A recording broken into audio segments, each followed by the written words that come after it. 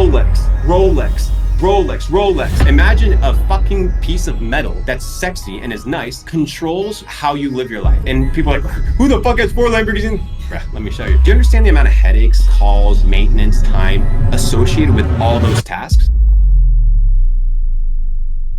It's by understanding, goes back to the premise, it's all about worldview, right? So if you understand that the worldview is a created world, you understand that you're playing within a matrix or a sandbox.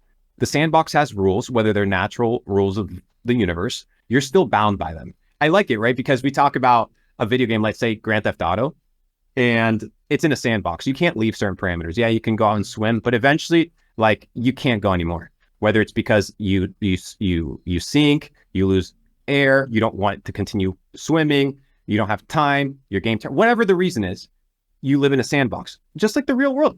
Where the fuck are you gonna go, bro? Like, you're stuck. Like, you're stuck inside a sandbox, regardless of how big the sandbox is. You're inside of a sandbox. Within that, you also have the concept of, if you have kind of a creationist worldview, this idea of a creator. So if you have a creator, now you have a creation. So you have the creation, which is in this case us, or the people that, or the environment that inherits kind of that, those attributes. But if you understand that this is merely a system or a stepping stone to something else, then you don't really give a fuck about what takes place in this world or what you gain from it or what you have.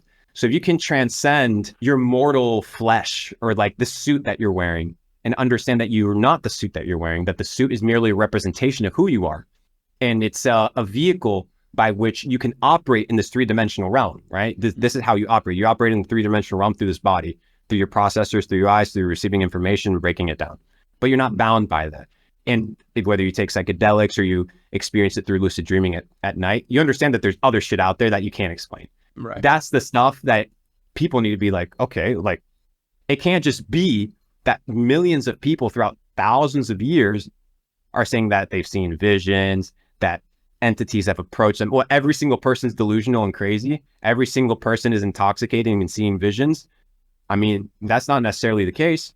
So there's a good argument for the fleeting shit of the world doesn't matter. And if our eyes turn to the creator, as opposed to focusing on the creation, then acquiring stuff in this game doesn't matter. There's no identity attached to it, but there's the ego of life that is so dangerous. And it's this ego of, I can do this, I can build, look at me, look at how grandiose I am, look at what I've done. That makes you feel immortal until you're not. Right. And if you go to like Budapest or you go to Prague, you see these huge castles constructed by the monarchs and by the emperors, and they're insane. They're a representation of what these guys were thinking. Like this was, when I'm gone, this is what represents my grandiose persona. Mm-hmm. But they're gone.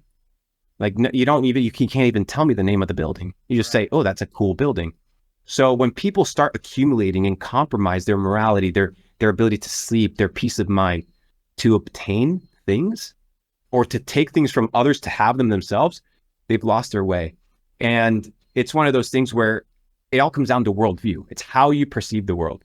And if you give a beggar, and you have a beggar, for example, begging for crumbs for 30 years, and then you put a meal in front of him, he's not going to share. There's a high likelihood that he's not going to share. Why? Because he's hungry.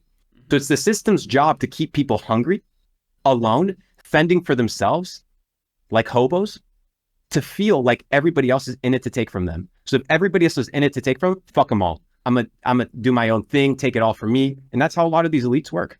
They're psychopaths.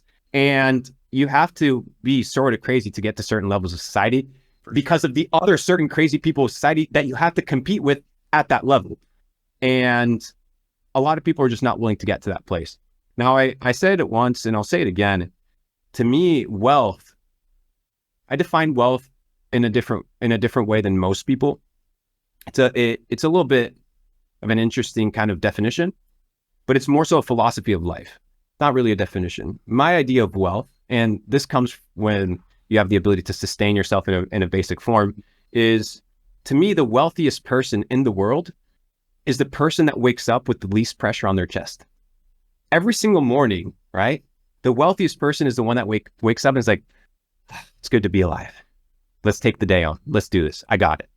Boom. And you excel and you pursue your passions and your fullest potential. To me, that is wealth. Now you can have a guy that's worth $100 million, $1 billion that wakes up and he's bedridden with cancer. Is he truly wealthy? No, because he can't do what entails wealth, which is what?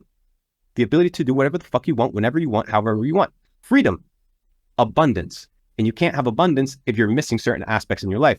So people look at all these celebrities that have a lot of followers, wearing a lot of bling, smiling and posing for the photos, but they're not with them in private in their bedrooms.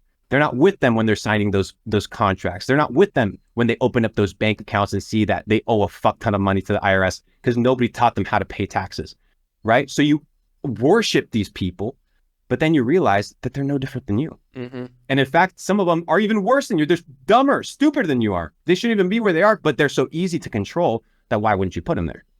So I think there's a good argument and a good case, circling back to your initial comment of worldview. And I think that if your worldview is all about me, then you're going to create a lifestyle where you don't give a fuck about anybody else. But if you have a life of servitude and servanthood and caring for other people and building things that transcend this physical realm, this 3D world that we live in, you could live a life of purpose. And it's in that purpose where you find the ability to every morning. And I think that that's the beauty, because you've made money, I've made money. And eventually it's like, okay, how much more do I need?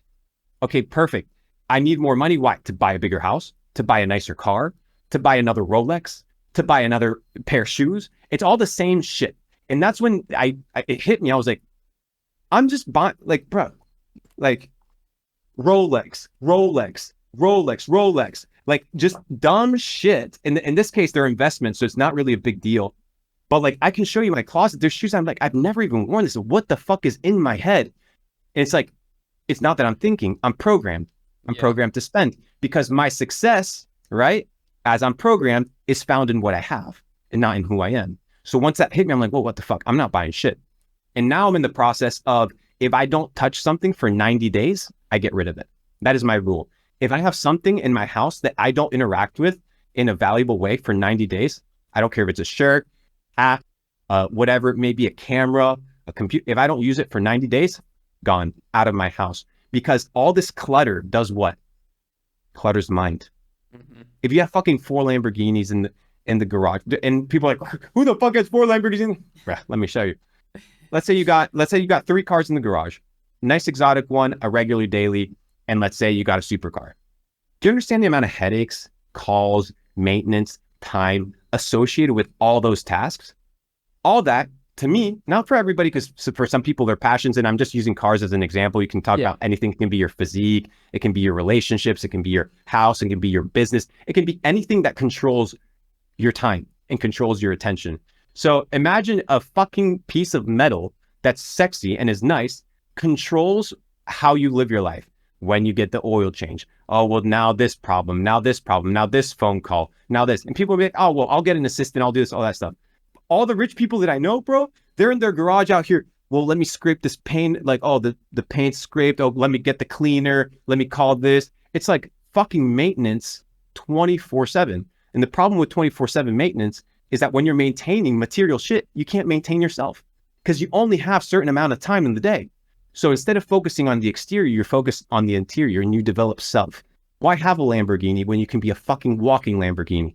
That to me is the ultimate flex. Anybody can go out there and get a lease for a $2,000 a month, Lamborghini, Ferrari, whatever you want.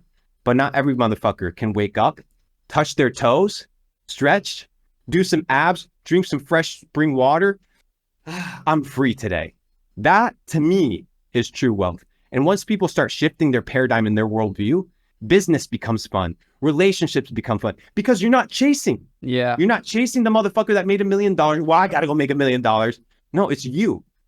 You don't compete. You become, and then you create.